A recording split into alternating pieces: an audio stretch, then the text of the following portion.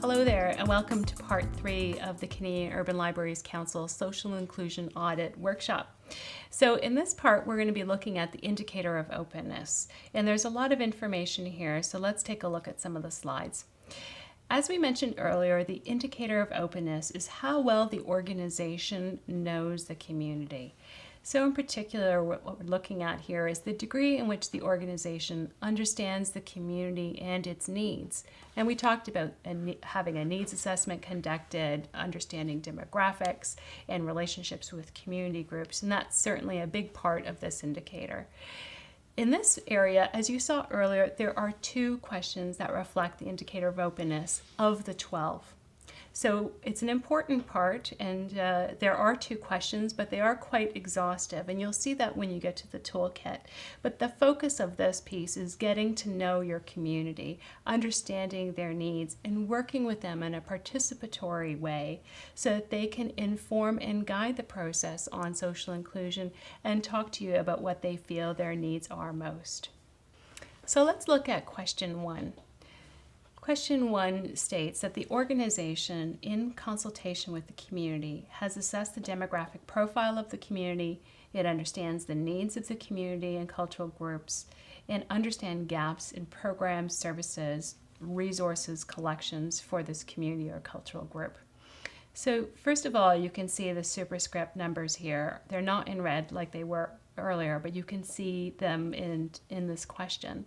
You can also see that we're talking about the community and a community group. So feel free to insert here the group that you're investigating and looking to learn more about. As I mentioned, there's a toolkit.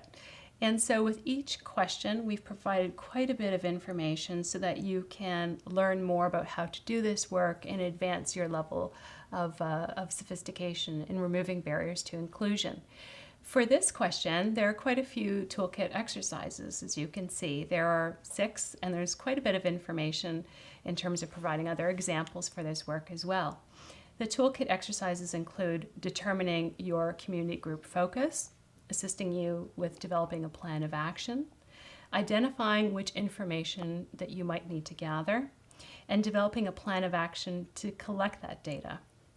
Also, it allows you to look at understanding program use by your clients or service recipients and understanding the needs of the community and the gaps in programs, services, and any resources or collections.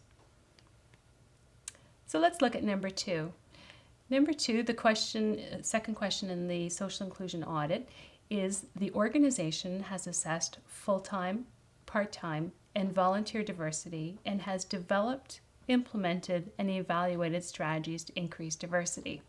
So as you can see from that question, it certainly allows you, if you're new to this process, to engage in the social inclusion audit. And if you are somewhat familiar with this work, there's a lot of work within this question to allow you to still be engaged in the social inclusion audit. The toolkits for this area include how to assess the diversity of the board, your staff teams, your volunteer teams. And it also talks quite a bit about how to evaluate the impact of numeric or diversity goals.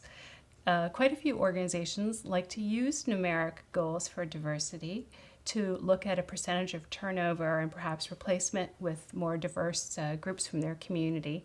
And this talks about the pros and cons of that work, just so you understand the challenges and the benefits from having numeric diversity goals. And also it talks about how to evaluate the development and implementation of your diversity strategies. So this concludes part 3. Stay tuned to part 4 when we talk about the indicator for intentionality.